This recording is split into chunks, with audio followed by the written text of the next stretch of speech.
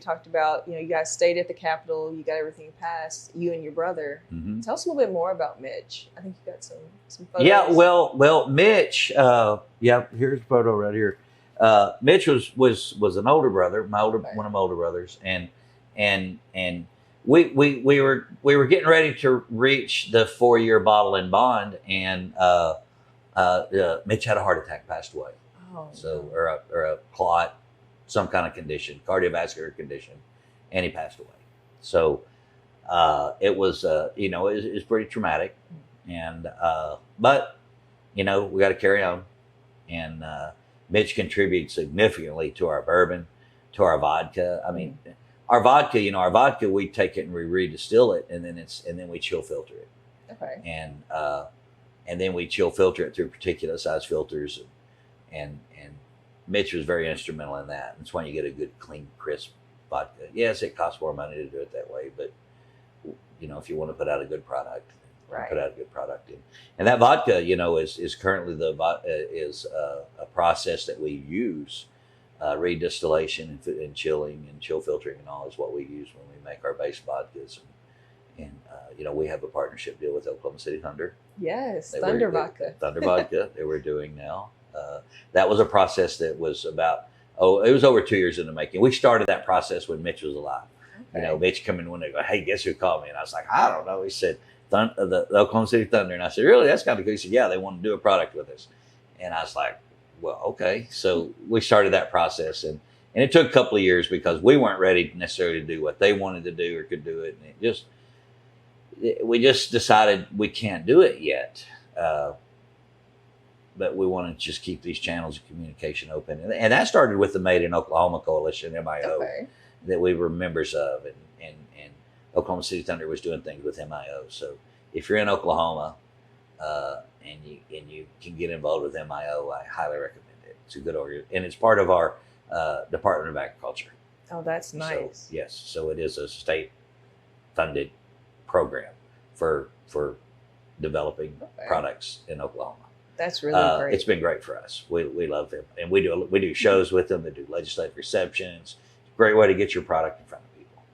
That is awesome. So you have your bottle and bond, your small batch, single barrel, and small batch selects. Yes. As well as your Thunder Vodka, your Spear Point. The Spear Point is our house vodka. Yes. And then you've done some collaborations, like I said, with OSU as well. We do a bottle or a bourbon with OSU. We're the official partner of Oklahoma State. Let me back up. The OSU bourbon is really great. We're a official craft bourbon of the Oklahoma State University Athletics. That's really nice. And we're going to be doing some more stuff with them, it looks like. So that's really great. That's a great partnership as well. And that product turned out to be a great product. We do a limited release on it every year, X number of cases, and there's a good number of them. And then and that's our bourbon, distilled, aged, and bottled in Hochatown, Oklahoma. And each year of the contract, and we have a 3-year deal with them, and hopefully we'll renew it, and we celebrate with the bourbon whatever Oklahoma State University wants to celebrate as a significant milestone. Last year's what they were celebrating was 100 years of Frank Eaton, Pistol Pete, Year of the Cowboy. So that was their theme for the year. And they got a theme for this year, and we're in label designs right now with it. Okay. So stay tuned. Will do. You'll see that. So with all your brands, will there ever be a brand to honor Mitch's legacy? Yeah. I don't know what that'll be yet. Okay. I'll tell you a good story though. So during this process of development and all that, we decided we were going to make a label. All right, kind of figure that process out, how it worked through getting a certificate of label authority and getting it ready. And we had developed this moonshine label. So we were wanting hang on, and then I'll back up a little bit. So we were during the process of all the development, we wanted to do a label, and we thought we maybe want to do a moonshine or something. We didn't really know. So we developed this label out and this moonshine label, and got a cola on it, and then just kind of like, you know what, we want the first thing we release to be a bourbon, but we're not going to do anything with it. We didn't really have an outlet for it.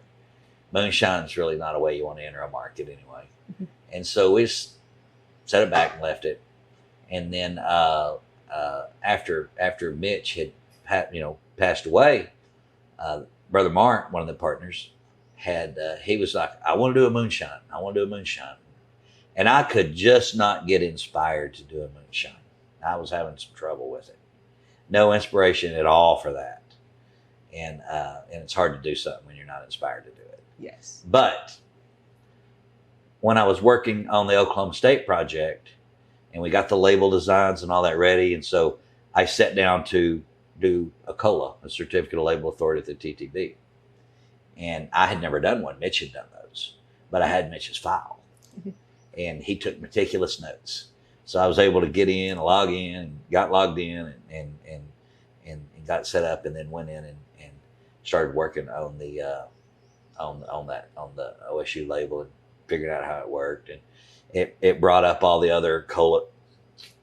When I opened the program up, it brought up all the other COLAs that were in there. Mm-hmm. And I seen the COLAs for our bourbons and different ones, and I just started thumbing down them and kind of taking a trip through memory lane of some of, like the first one we have, the first whiskey label we have, which we don't have, it's not in circulation now. But all of a sudden I noticed in the COLAs there was a moonshine label. And I'm like, oh, so I clicked on it. And this label with a COLA approved of moonshine of the label that Mitch and I had developed was there. And I'm like, it's already ready. Wow. And I'm like, I don't have the artwork or nothing. I right clicked on it and it came up save as a JPEG. I was like, woo! So I saved the front and the back as a JPEG, and then we got our label maker to recreate the label on it and everything. But when you look at that label, and you see that label here, you'll see it's moonshine on the bottom. And moonshine could be anything. Mm-hmm. But it also says corn whiskey. And just like how bourbon has to be certain things to be bourbon, made in the United States, born 51% corn, distilled under 160, goes into a new oak barrel under 125. I mean, just a few of the things. Corn whiskey has to be made to a standard, and corn whiskey has to be at least 80% corn. Okay. And our mash bill is 80% corn. And then it has to be distilled, and it's the only product you can call a whiskey without having gone in a barrel, because it's corn whiskey. Mm-hmm.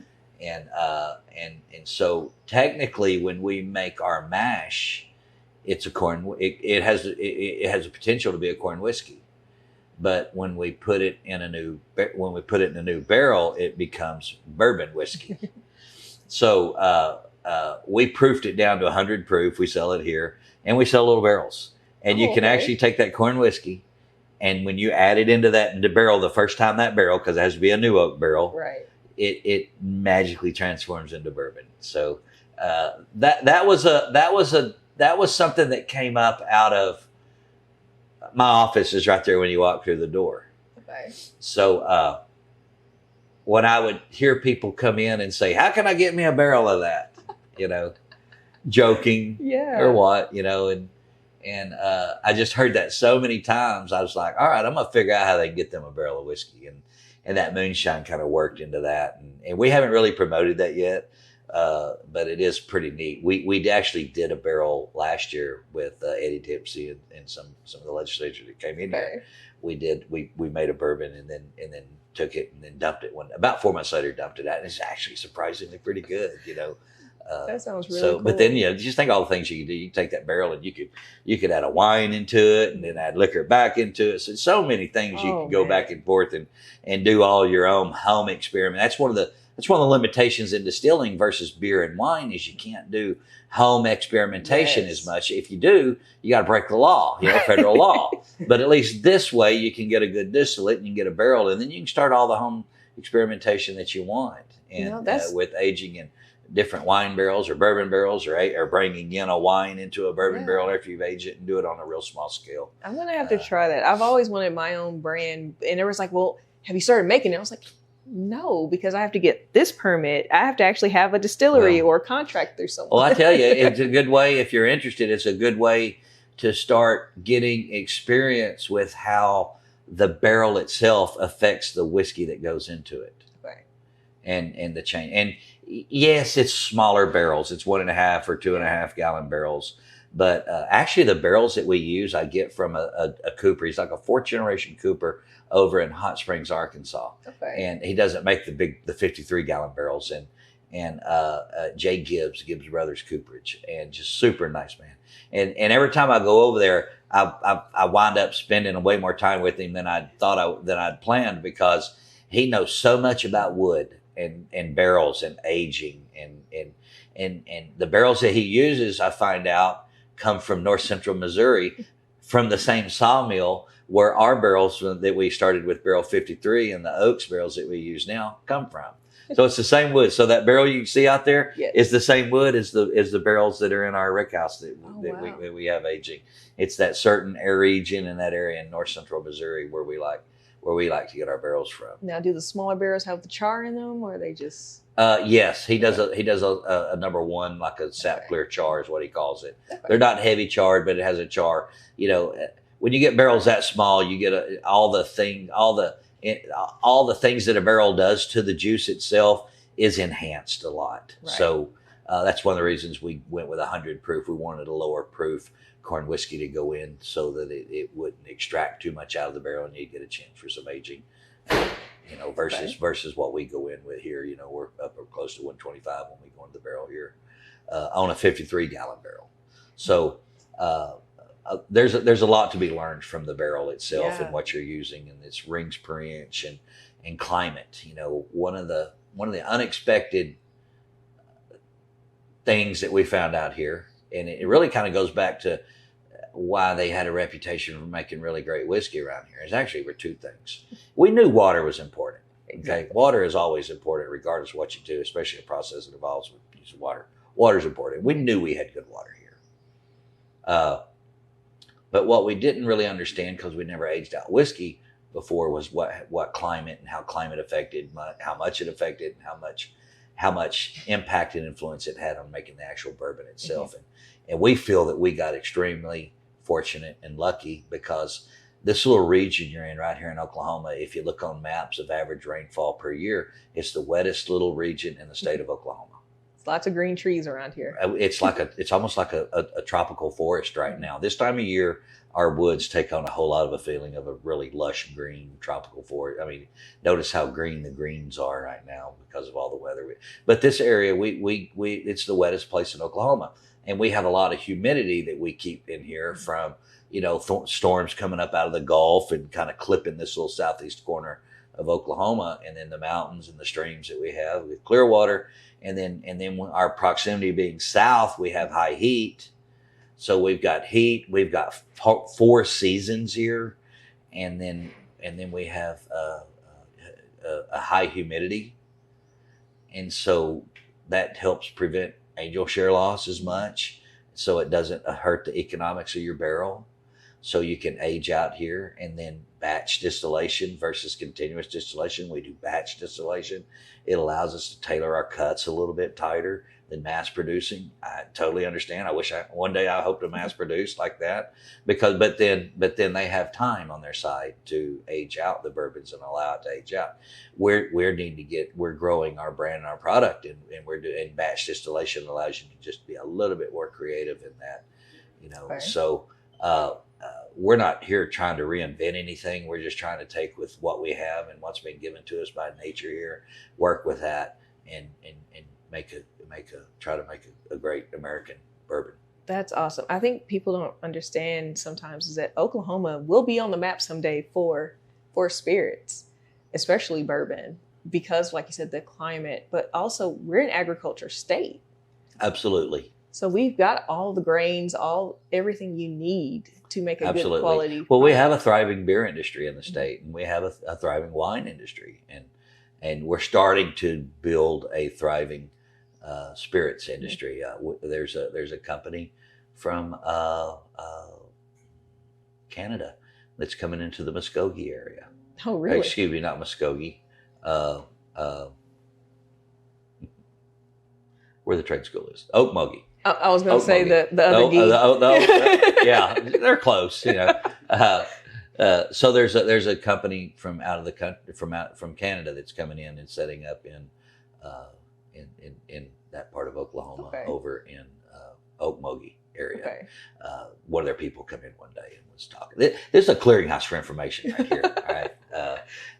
So I recommend today, if y'all are here and get a chance this afternoon, just come in here and sit down at the bar, and just, if you get a chance, I don't know if you have time or not, but just sit here at the bar and then experience the people coming in.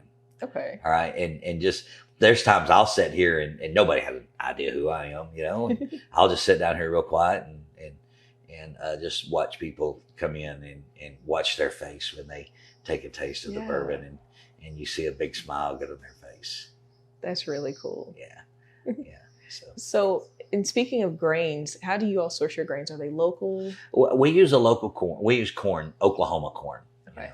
So there's a large corn producer in Oklahoma, and they bring them in and grind them and make a flour. And we buy a flour, corn flour here.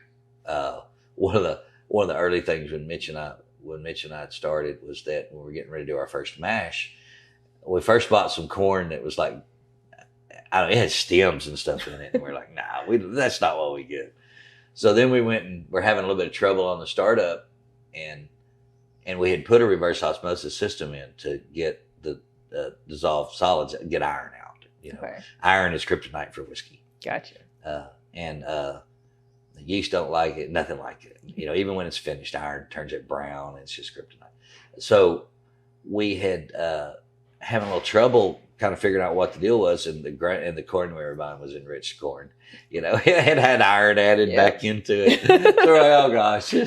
So we got rid of that, got some more corn in, and then we started having a lot more success. And then 80% of our mash bill is corn. And then 10% is rye and 10% is barley. And we buy those from a company, and those are grown out of the state, up either north or somewhere in Germany. And we just really go after some high quality grains and products there to finish out the with the corn. Oklahoma, we're just not far enough north to really have some of the good cereal grain type grains. It's good to hear we have a lot of corn. We do. We have a lot of corn, a lot of wheat in Oklahoma. We've not really done anything with wheat yet. We want to do something with wheat, but we haven't done anything with wheat yet. That's awesome. Well, this has definitely been fun. I'm excited to taste many of these expressions. Absolutely. Enjoy you guys have, the speakeasy, sorry. The speakeasy. Yes. Then you have a tasting room. Well, next door is all right, so when you come in, you have our gift shop. And you have our speakeasy right here. And this speakeasy is open. We don't stay open late at night. This speakeasy is open for you to come in, sit down, have a drink, try what we're making, buy the bottle, and then go out. And we do tours here on Saturdays, some other days of the week, but we have a couple of tours. We have a great tour guide. The room next over here is where they go through a complete tasting. We get so many people in here that know nothing about bourbon that goes on this tour. And Rod, our tour guide, is so good that when they finish, they're bourbon drinkers. And even people that don't like bourbon, because I'm sorry you had a bad experience, when you were young with drinking too much brown liquor. All right, I'm sorry, but don't judge it on that. Right. But he does such a good job that people come out loving it. And so our whole center here, or what we do here, is part of it is because we have such a large number of people and tourists coming through, is to educate them on what American style bourbon is, or American bourbon really is, what there is about it. You've heard a lot of things, a lot of misconceptions. We're going to get you what it is. We're going to tell you what it is, how it's made, and then we're going to taste you through it so that you'll understand when you leave here what you're tasting. And maybe if you wind up in a tasting, you'll understand and appreciate it even more. That's awesome. At the Liquor Connoisseur, we love to educate our viewers, and you have definitely provided us with a lot of education today. So thank you so much. Thank y'all. Thank y'all for coming in. Yeah, we love it. We're going to go experience everything and let you guys know about it. So, but as always, please like, subscribe, and share. And cheers, everyone. Hi, and welcome back to the Liquor Connoisseur. I'm Crystal. I'm Roger. We hope you enjoyed this 2-part series with Hochatown Distilling Company and Blue, one of the owners. We had a great time down there, staying in one of the cabins they manage. We toured the distillery, hung out in the speakeasy. Oh, yeah. And got to try a lot of their spirits in the tasting room. Today we're going to be tasting, as you saw in the episode, the moonshine. This is the label that Blue was talking about, that his brother Mitch had designed early on, but they didn't want to start with the moonshine. Yeah. So they switched it up, and their story is amazing. It started back in, I believe, 2015. The first batch came out in 2019. They sourced it themselves. Hochatown is the area formerly known as Indian Territory, and is steeped rich in tradition of making corn whiskey, or known by many as moonshine. That's right. They're dedicated to the process of making handcrafted artisan-style whiskeys, capturing the essence of American heritage, while forging our own identity, creating world-class spirits. It's made from American-grown corn and malted barley. They ferment and distill their grains on site, using the time-honored traditions of making corn whiskey. Their corn whiskey is 7 times distilled using the center hearts cut, producing only the best quality spirits with the smoothest finish. This is a really neat bottle, and the story, which you heard in the episode, is really, really neat. Yeah, it is. I appreciate that they put this out, because I know they were hesitant. As I understand it, this is like 80% of the work, and the rest of that other 20 is really just waiting. So really most of the magic is happening with their distilled spirits. So think of it like an unaged tequila. Yeah. This is like a Blanco whiskey. Pretty much. That's But once you put it in the barrel and you age it, that's where you get your color and your age statement. So we get to try this before the magic. We'll see how that goes. So yeah, this is 80% corn, 10% barley, and 10% rye? Yes. Okay. You got it. And it's at 100 proof. So yeah, this is moonshine, cool. yes, typically. I like that. Like you said, it's got the corn on the front. Yeah, this is one of their original labels. Yeah. All right, well, let's get into it. Yeah, let's get into it. I just thinking back of the stories. That's it. It's really cool. All right. Appreciate that. That was relatively easy to pull off. On the side. Yeah, I know, right? This is like old school. All right, let's see if I can let you guys hear this one. Duck. Okay, safe. All right. Oh, that sounds beautiful. About to find out. When's the last time you had some moonshine, babe? If I can say, no. If I can say. Last time I had some moonshine, January. We're at another distillery and yeah, had some delicious moonshine there. We've also had some real shine. Yeah. Now we used to cheat and make our own Yeah, version. we used to kind of mix up some stuff. Yeah. Play around. We didn't go this far, but yeah. It smells good. You can tell it's heavy on the corn, just like oof. It's amazing smelling corn whiskey when you're so used to smelling whiskey. Yes. Yeah. It's like, what is happening here? Or should I say aged whiskey? Yeah. And this is so pure. Yeah, let's get into it. Cheers. Cheers.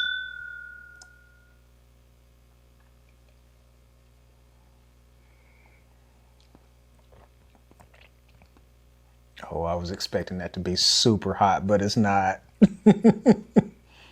It's mild. Yeah, it's really mild. What you get on the nose is also what you get in the mouth. I love that. That corn is there. Yeah, it's like it has that oily mouthfeel to it. Okay. This is all right. I can definitely see this like their, I mean, it really is. It's their mash, just unaged. Yeah. You know, just from trying their different other brands? It's you get a little bit more of the alcohol on the nose, but when you taste it, it's just pretty much velvety smooth with that. That's nice. There's always you want to take a second sip. First sip is to coat the palate. Second sip lets you taste a little bit more. Yeah, I could rock with this. And I think this would complement some cocktails too. Even more so than the vodka. You could put this in place of that and then see what that does. Because this has more flavor than vodka. Like, it just does. It does. Well, yeah, it does. This is, I've only had about, this is probably the third moonshine I've had. Yeah, that sounds about right. Okay. I usually, when you see it in the liquor stores, remember there was this brand, they started making like the apple and the cherry and all that stuff. I was kind of scared of those because they came in little mason jars. They look very intimidating. I've always been intimidated by this. Like anytime you hear about moonshine, it's like, ooh, boogeyman stuff coming. And moonshine actually is really great. Very approachable here. You know, it has a stigma to it, but moonshine is delicious. Mm-hmm. And I don't think a lot of people really understand that. Yeah. Yeah, I like this. Do you remember the price point on this one? This was $35 at the Distillery. Gotcha. Well worth it. Well worth the visit as well. Mm-hmm. Yeah, that was fun. You got to go. You have to go there. Distillery tours take the experience up a notch. No matter how big or how small, they really make a difference in understanding what it is you're drinking and experiencing. And I don't know if it's just the nature of the job, but whoever's doing the tour, they're usually very passionate about what they do. Shout out to Rod. Yeah, shout out to Rod. Very passionate about this. Yes. I mean, they dive into it. You can tell they eat, sleep, drink, and just enjoy what they do. And you can just tell it immediatky. I mean, that's not a bad job to tell people about alcohol and taste it with them every well, that's kind of what we do. Yeah, kind of. But yeah, we actually got to see the still running during our tour, which was really cool. So you got to see it running, and he brought that up. He was like, "Yeah, most people don't get to see it actually running during the tour. It's usually off." So that was really cool, and we got some footage of that. But it was really cool watching it kind of run out, and you could see it going up the stack. And that was really awesome. That was really. I think that was a first for me. And the hearts. I think that might have been a first for both of us. I believe it was a first for me, seeing it run. Well, every distillery is created differently, so seeing that column still run was probably the first. But we've seen other. We have seen other ones machinery running, but it wasn't that. It was a very cool experience. So. Yeah, it's unforgettable. We'll definitely have to continue going on tours, taking you guys with us, and letting you know all about them. Yeah. So one of the cool things that Blue mentioned was they have these little barrels that you can take home with you. You can purchase them at their gift shop, and you get their moonshine, and you put the moonshine in the barrel, and you age it. You check on it about, every 4 weeks? Yeah, at 4 weeks you're supposed to check on it. I think you can check it a little sooner, but I believe they have little instructions on how you're supposed to do it, and let water sit in it for like 24 hours and then pour out the water, and then you're ready to fill it up. So I'm excited to see how that goes. You want to see how they do it? I think we should see. All right. Yeah. All right, we're about to see just how you can age your own whiskey. So one of the things that we got while we were in Hochatown, we were gifted this lovely barrel that we are going to fill with the corn whiskey. Excellent. So you guys are going to take this journey with us. As Blue said, it's a good way to learn how the barrel impacts the spirit. And so I'm excited for this. So we got the barrel. As Roger mentioned, we filled it up with water yesterday. Dumped out that water, and now we're going to refill it with 3 bottles of moonshine. All right. Thank you, my lovely assistant. Yeah, I'm going to do what I can to help. Oh, that was beautiful. You gotta make it pop. So what we're gonna do is we're gonna hold on to our funnel. Roger's gonna hold on to the barrel.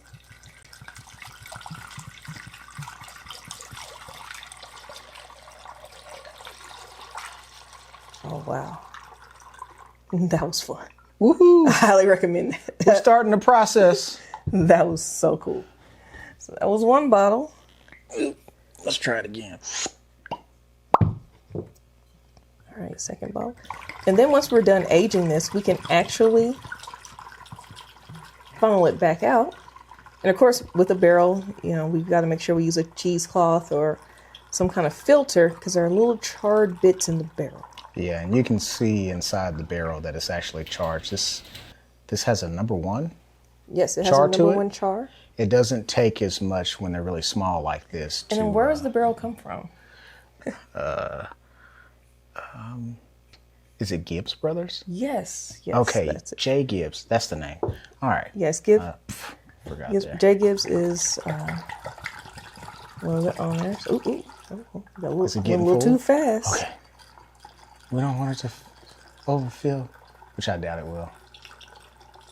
I think we have just enough to make it kind of work. Yeah, but the cool thing about these barrels is, like you said, it comes from the Gibbs, and it's out of Hot Springs, Arkansas. And Got the cork? yeah, and like Roger mentioned, they put that number 1 char on there. There's 4 levels of char. Yep, 4 levels. Most bunghole use back like in a there. 3. And then the highest level, number 4, is alligator char. That's where you see the cracking. But if you see the footage of this, I could barely get it, but I think I got a little bit for you guys, where you can actually look inside the barrel. You see it's all black in there. It's been charged to number 1. So, and it should work out pretty quickly in comparison because it's such a small, this is what, a few liters, a couple liters versus what, 53 gallons or so. Right. I could be off on that, I'll tell you. But yeah, so thank you for taking this journey with us. We're about to check this out soon. I can't wait for you to see it. 'Cause we're gonna basically make our own whiskey.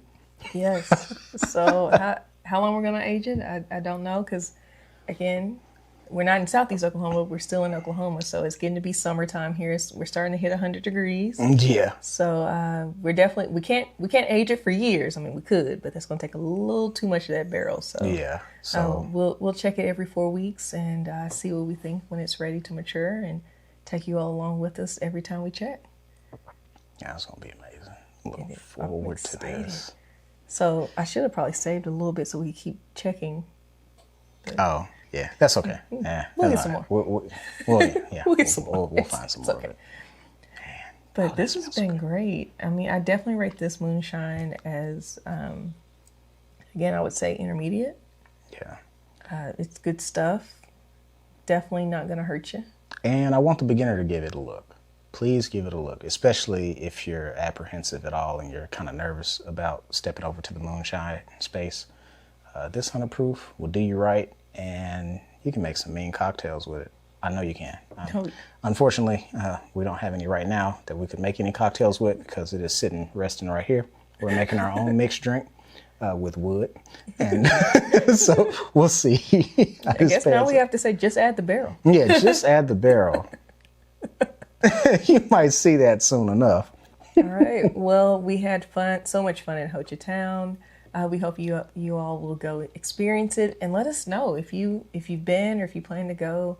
Let us know how you enjoyed Hochatown. And as always, like, subscribe, and share. Cheers. Cheers.